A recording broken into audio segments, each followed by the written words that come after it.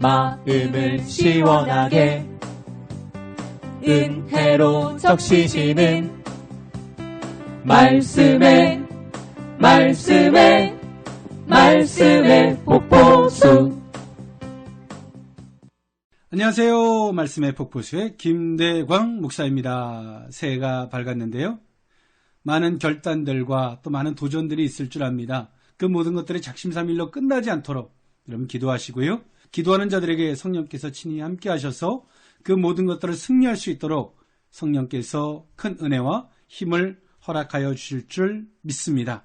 오늘은 마태복음서 5장 7절에 있는 긍휼히 여기는 자라는 주제를 가지고 은혜를 나눠보고자 하는데요. 그 말씀의 은혜를 나누기 앞서서 오늘도 지난주에 이어서 스튜디오에 귀한 분들 나와주셨습니다. 안녕하십니까? 안녕하세요. 반갑습니다. 반갑습니다. 네, 각자 인사 소개 말씀 부탁드리겠습니다. 사랑의 교회 김순자 집사입니다. 반갑습니다. 예, 안녕하세요. 우리 사랑교회 박기미 사모입니다. 네, 감사합니다. 예, 지난주에 이어서 오늘도 스튜디오에 나오셨는데 대단히 감사하고요. 네, 새해 신년에 또 하나님 앞에 많은 기도 제목들이 있을 텐데 우리 김순자 집사님, 특별히 2018년에는 이루어지기를 원하는 하나님 앞에 기도 제목이 있다면 함께 나눠주실 수 있으실까요? 네. 지난 해까지는 제가 너무나 바쁘게 살아서 하나님과 교제하거나 그런 시간을 자주 갖지 못했는데요. 이번 해는 하나님과 친밀하게 교제하자라는 이제 그런 신앙의 그 고백을 가지고 기도하고 있습니다. 아멘. 예, 꼭 그렇게 될 줄 믿습니다. 우리 박기미 사모님. 네. 저는 나라와 민족을 위해서 기도하고 있는데요. 요즘 환경이 이렇게 기후가 좋지 않고 매연이 많은데 그런 환경 가운데 공기도 좋게 하시고 남북이 평화가 이루어지기를 기도하고 있습니다. 역시 거창하십니다. 예, 그러나 하나님께서 반드시 그것을 이루어줄 줄 믿습니다. 아멘. 예, 오늘은 마태복음서 5장 7절에 있는 말씀이에요. 성경을 제가 봉독해드리면 그렇습니다. 긍휼히 여기는 자는 복이 있나니 그들이 긍휼히 여김을 받을 것이며 라는 말씀이에요. 예, 긍휼이라는 말을 보면 국어사전에는 불쌍히 여겨 돌보아 줌이라고 정의되어져 있고요. 성경사전에는 가엾게 여겨 돌보아 줌이라고 정의되어져 있습니다. 다정히 사랑하여 측은히 여김, 또 불쌍히 여겨 동정함, 상대방에 대해 불붙는 마음으로 상대를 있는 그대로 받아주고 은혜를 베푸는 것을 가지고 긍휼이라고 정의하고 있습니다. 예, 긍휼에 해당하는 헬라어 엘레오스, 히브리어로는요 라함, 헤세드가 있지요. 라함은요 슬픔, 애통하는 뜻이 있고요. 라함은 상대방의 처지를 깊이 이해하고 그들의 입장에서 슬픔을 느낀다는 의미입니다.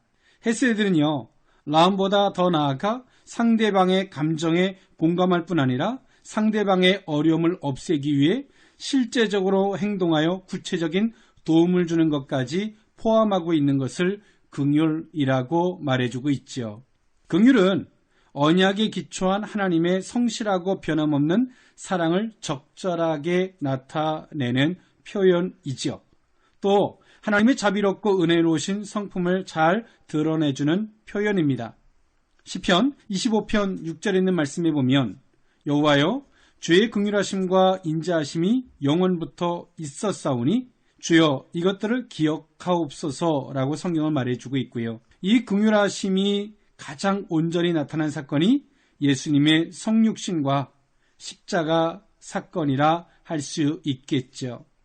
에베소서 2장 4절에서부터 5절에 있는 말씀에 보니까 긍휼이 풍성하신 하나님이 우리를 사랑하신 그 큰 사랑을 인하여 허물로 죽은 우리를 그리스도와 함께 살리셨다라고 성경은 말해주고 있습니다. 죄인이 구원받고 하나님의 자녀요 천국 백성이 된 것은 모두 하나님의 긍휼하심의 결과인 줄 믿습니다. 오늘 예수님에게 나왔던 많은 무리들이 있어요. 그 무리들이 예수님 앞에 순수한 마음을 가지고 나왔다라고 하기보다는요, 저마다의 목적들을 가지고 나왔어요. 또 병든 자, 아픈 자, 가난한 자, 문제가 있는 자, 오늘 이들이 예수님 앞에 나왔어요.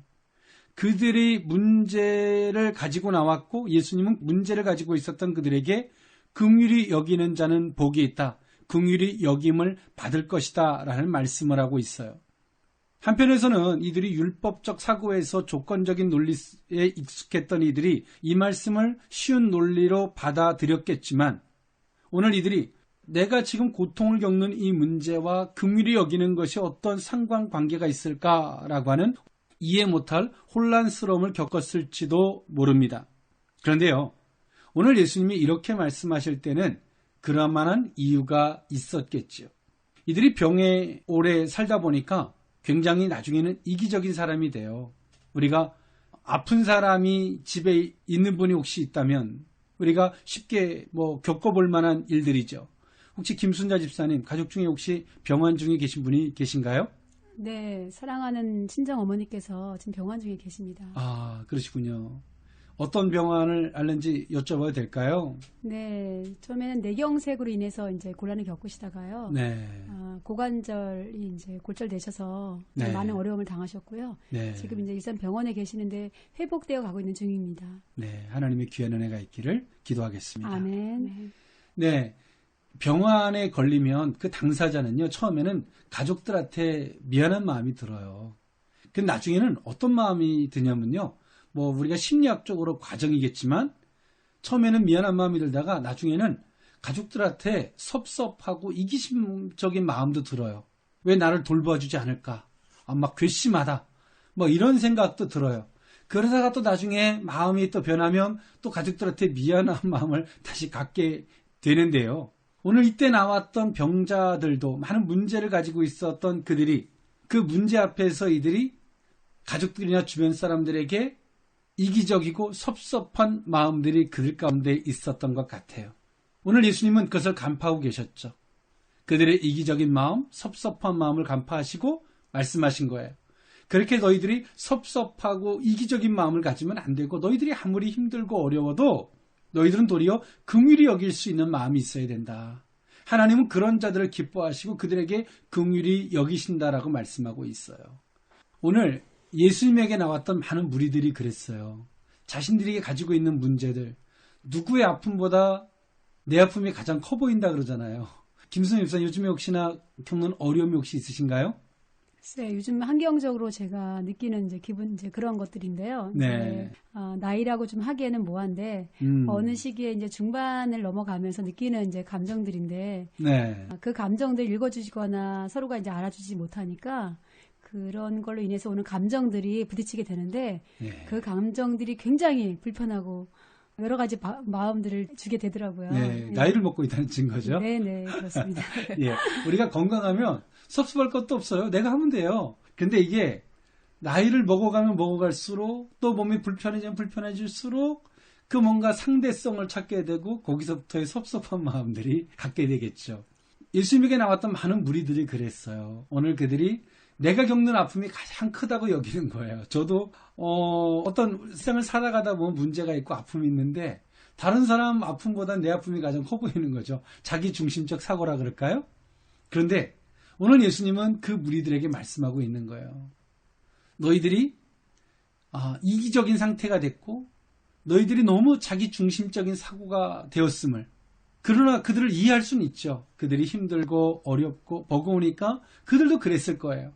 그런데 그것이 하나님 앞에는 옳지 않다는 거죠. 오늘 우리는 하나님의 사람이고요. 우리는 내가 아무리 힘들어도 긍휼히 여길 수 있는 마음이 있어야 할 줄 믿습니다. 아멘. 오늘 예수님은 그 말씀을 하고 있는 거예요. 즉 다시 말해서 너희의 정체성, 너희의 본분이 뭐냐. 너희들이 아무리 힘들어도 너희들은 하나님의 사람이 아니냐. 너희들은 아무리 너희가 힘들고 어려워도 누군가를 향해서 긍휼히 여길 수 있는 그 위치가 너희들이 있어야 할 위치가 아니겠느냐라고 말씀하고 계신 거죠. 김순자 집사님, 내가 많이 힘들 때 다른 사람이 힘든 사람을 봤을 때 어떻습니까? 저보다 덜 힘들어 보이고요. 일단은 그렇죠. 제가 더 힘든 것 같이 느껴지고요. 예. 그 무게감은 어떻게 말로 표현할 수가 없죠. 네, 그렇게 얘기해 주니까 너무 감사한 것은 저만 인간이고 두 분은 신인 줄 알았습니다. 네. 그렇게 말씀해 주시니까, 예, 같은 동병상련의 마음이 확 옵니다. 예, 맞죠. 예, 내 아픔이 가장 커 보이죠. 우리 박금희 사모님은 어떻습니까? 저도 병 중에 지금 투병 생활을 하고 있는데요. 예. 예, 그 투병 생활을 하는 동안에 주변 분들을 이렇게 돌아보면 그 전에 생각 못했던 그런 부분들이 생각이 나요. 네. 부족하지만 궁밀한 마음이라고 할까요? 그분들의 삶을 이렇게 더 돌아보게 되고 저보다는 더 그분들이 더 어렵다라는 생각을 할 때가 많아요. 예, 처음부터 그랬나요? 나중에 가다 보니까 그러신가요? 예, 아픈 가운데서는 제 몸을 생각했지요. 예, 오늘 인간은 다 누구나 같죠. 예, 처음에는 내 아픔이 누구 아픔보다 가장 커 보이고, 예, 따로 나만 억울한 것 같은 마음이 들 때가 있어요. 오늘 그랬던 그들, 예수님에게 나왔던 무리들조차도 그랬죠. 예, 그랬던 그들에게 예수님은 말씀하고 있는 거예요. 야, 너희들이 하나님의 사람인데 아무리 아프고 아무리 힘들어도 너희가 저들을 긍휼히 여길 수 있는 마음, 저들을 배려할 수 있는 마음, 그런 마음이 있어야 되지 않겠냐. 그런 자들에게 하나님 함께하지 않겠니? 너희가 병자가 됐다고 너희들 중심에서 내 병자 된 것만의 서러움과 또 그것에 대한 애달픔만 있다면 너희는 하나님의 사람이 아니다 라고 예수님은 말씀하고 있는 거죠. 냉정한 게 아니에요. 사실은 그들을 충분히 예수님은 다 이해하고 계시죠.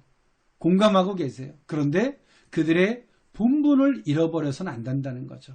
아무리 힘들고 어려워도 그들의 본분은 하나님의 사랑, 그 하나님의 사랑으로 그들을 긍휼히 여길 수 있는 마음이 있어야 한다는 사실이죠. 그런데 우리가 살아가다 보면 이런 건 있어요. 뭐냐면 내가 아픔을 겪고 난 부분에 있어서 누군가가 그런 아픔들을 겪는 사람을 만나면 동병상련의 마음이 들어서 측은지심이 들어서 막 마음이 끌릴 때가 있어요. 근데 그거는 또 주님이 주시는 마음은 아니고요. 그 동병상련의 마음이에요. 주님은 그런 말씀하는 게 아니라 동병상련의 측은지심의 마음을 요구하는 게 아니라 하나님의 사랑으로 긍휼히 여길 수 있는 그 마음의 자세, 그것을 주님이 원하고 있다는 사실이죠. 예, 베드로전서 2장 10절에 있는 말씀에 보면 그래요. 너희가 전에는 백성이 아니더니 이제는 하나님의 백성이요 전에는 긍휼을 얻지 못하였더니 이제는 긍휼을 얻은 자니라 라고 성경은 말해주고 있죠. 하나님의 백성이 이 세상에서 긍휼을 베풀며 살아가야 하는 이유가 바로 여기 있다는 거죠. 마태복음서 18장에 보면 빚을 탕감받은 종의 비유가 아주 적절하게 소개되어지고 있어요. 마태복음서 18장 32절에서부터 33절에 있는 말씀에 보면 이에 주인이 그를 불러다가 말하되 악한 종아 내가 빌기에 내가 내 빚을 전부 탕감하여 주었거늘 내가 너를 불쌍히 여김과 같이 너도 내 동료를 불쌍히 여김이 마땅하지 아니하냐라고 예수님은 말씀하셨죠. 예수님께서 비유에 대한 말씀이었는데요. 그 주인이 종이 원하지 않았음에도 불구하고 종을 불러다가 엄청난 빚을 다 탕감시켜줬어요. 그런데 이 종이 나가서 자기에게 빚진 자를 학대를 하는 거죠. 그래서 주인이 그 종을 불러다가 말씀하신 것이 앞에 읽어드렸던 말씀이에요. 내가 빌기에 내가 내 빚을 전부 탕감하여 주었거늘 내가 너를 불쌍히 여긴 것 같이 너도 내 동료를 불쌍히 여겨야 되지 않겠느냐라는 말씀이죠. 오늘 우리가 불쌍히 여김을 받은 하나님의 사랑을 우리가 안다면 우리 또한도 그러한 중심, 그러한 사랑의 모습으로 우리 주변에 있는 사람들을 대하고 살아가야 할 줄 믿습니다. 아멘. 네, 김순자 집사님. 우리가 하나님 앞에 회개했을 때 하나님이 우리를 용서해 주셨어요. 네. 너무 감사할 때가 있었죠? 네네. 그런데 나에게 진짜 잘못한 사람이 있어요. 그 사람을 향해서는 어떻게 대하게 되나요? 용서하려고 하는 마음은 강하나 예. 저희 마음 속에서 일어나는 그런 감정들까지는 제가 어떻게 하지를 못하겠더라고요. 네. 네, 그렇지만 늘 회개하고 늘 기도하죠. 그를 용서하거나 네. 정말 저도 그를 사랑하려고 노력합니다. 그렇죠. 우리가 받은 사랑만 안다면 그게 우리 존재 이유죠. 그렇게 그들을 대하게 되겠죠. 그런데 우리가 여기서 하나 알아야 할 게 있어요. 뭐냐면 우리의 신앙은 퍼펙트하지 않아요. 완벽하지 않아요. 그런 몸부림을 통해서 기도하면서 우리는 하나님의 예수 그리스도의 제자된 삶을 살아가게 되는 것인 줄 믿습니다. 아멘. 예, 우리 박규민 사모님도 혹시 이런 비슷한 경험이 있으신가요? 예, 저도 늘 기도하면서 서로 사랑하는 그런 마음을 갖고자 하나 또한 그 만나는 분에 대한 감정이 안 좋을 때가 있어요. 네. 그러면은 그거를 안 좋은 감정만 생각하다 보면은 그를 미워할 때가 있거든요. 아, 예. 근데 저 스스로가 하나님 살아계시고 하나님이 눈동자같이 저희를 지켜 보호하고 계시고 보시고 계시기 때문에 저희가 직접적으로 그분에게 표현하는 것보다는 하나님께 맡기고 기도하고 회개할 때가 많습니다. 네, 또 우리가 하나님의 사랑을 받은 자여서 우리 또한도 그런 모습으로 사랑을 받은 모습으로 그들을 대해야 한다라고 말씀하고 있지요. 네, 오늘 예수님께서 당신 앞에 나왔던 많은 무리들이 어느 순간에 그들이 아프다 보니까 문제에 허덕이다 보니까 오늘 이들이 자신의 존재 이유를 잃어버렸어요. 자신의 정체성을 잃어버린 거예요. 그러다 보니까 오늘 이들이 긍휼히 여길 만한 마음은 너무 인색하고 내가 긍휼 받기에 또 그들한테 이해받기에 너무나 익숙해져 있는 이들의 모습이 된 거예요. 오늘 예수님은 그들을 이해하면서도 오늘 그들에게 다시 말씀하고 있는 거죠. 긍휼히 여기는 자는 긍휼히 여김을 받을 것이다. 하나의 율법의 논조로 조건적인 말씀을 하고 있는 게 아니야. 너 그렇게 해야지 그 사랑을 받아. 그 얘기가 아니라 너는 이미 하나님의 사랑을 받은 존재야. 그 너희들이 아무리 힘들고 아무리 어려워도 그런 존재 이유 안에서 그들을 대해야 되지 않냐. 그 말씀을 하고 있는 거죠. 예, 우리 김순자 집사님. 네, 우리 집사님이 아무리 힘들고 어려워도 내 위치가 어디 있는지, 내 존재 이유가 어디 있는지를 항상 상기하고 사십니까? 네, 그렇게 살려고 굉장히 노력하는 사람입니다. 네, 노력하는데. 네. 예. 노력한다는 것은 그렇지 않을 만한 욕구가 한편에서 네, 나에게 복병처럼 다가오고 있다는 거죠? 네, 작용하고 있다는 거죠. 네. 어떻습니까? 그런 실험을 하면서 느끼는 거는요?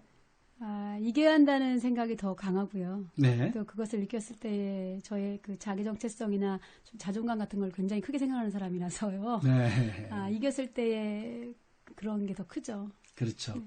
우리가 뭐 질문이라는 건 그렇잖아요. 공부하는 사람이 질문도 할 수 있는 거잖아요. 네네. 그런 것처럼 내가 그 아픔에 내가 시도를 하고 도전을 하기 때문에 거기서부터 뭔가 하나님 앞에 궁금한 것도 있고 또 거기서부터 나의 부족함이 있어서 하나님 앞에 기도할 수 있는, 요청할 수 있는 은혜가 있죠. 시도하지 않으면요. 내가 하나님 앞에 뭘 기도해야 할지도 몰라요. 내가 어떤 자인지도 모르죠. 예, 혹시 박기민 사모님 혹시 등산해 본 적 있으신가요? 네. 네, 정상까지 가보신 적 있으신가요? 네. 예. 얼마나 높은 산인지는 감히 여쭙지 않겠습니다만은. 네. 예. 등산을 하면서 중간에 포기하고 싶었던 생각 있으셨나요? 이제 작은 산을 갔기 때문에요. 네. 예, 기꺼이 갔는데 제 예. 힘보다는 가족이 같이 가니까 그들하고 같이 발맞춰 가야 되니까 네. 그래도 그렇게 간 것 같아요. 예, 혼자 가셨다면? 혼자 갔다면은 중간에서 돌아올 일은? 근데 저 같은 제 생각에는 저는 예. 끝까지 가지요. 네. 역시 예. 그렇죠. 우리가 등산을 하다 보면 어디까지는 등산이고 어디서부터는 그런 말 하더라고요. 어디서부터는 등산이 아니라 자기 자신과의 싸움이다. 그리고 어디서부터는 자기 자신과의 싸움이 아니라 그 다음에는 기도다. 예. 결국에는 우리의 인생도 그런 것 같아요. 뭔가 우리가 시도하면서 어디까지는 등산이고요. 즐기고요. 어디서부터 어디까지는 내 자신과 싸우는 거죠. 막 부글부글 하는데도 싸우고요. 또 어디서부터는 진짜 기도하는 거죠. 하나님, 내 이런 모습이 부족합니다. 채워주시고 힘이 되주십시오. 그랬을 때 우리가 그 정상에 올랐을 때에, 그렇죠. 우리는 정상에 오른 것이 아니라 성공한 것이 아니라 하나님을 만난 것이죠.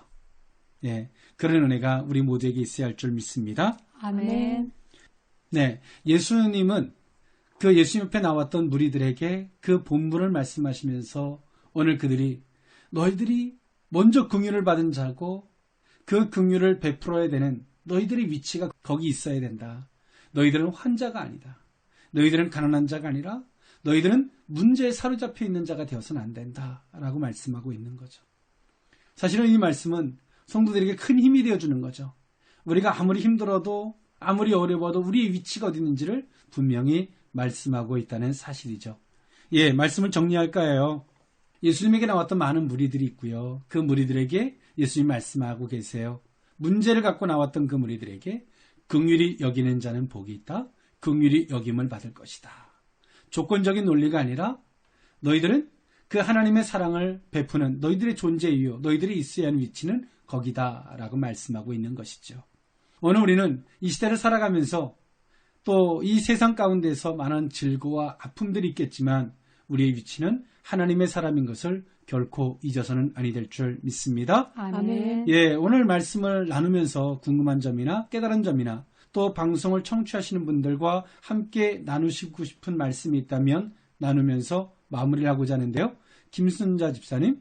네, 저는 생활 속에서 항상 불쌍히 여겨서 느끼는 그런 감정들, 긍휼함을 좀 많이 일상에서 활용하고 사는 사람 중에 하나인데요. 네.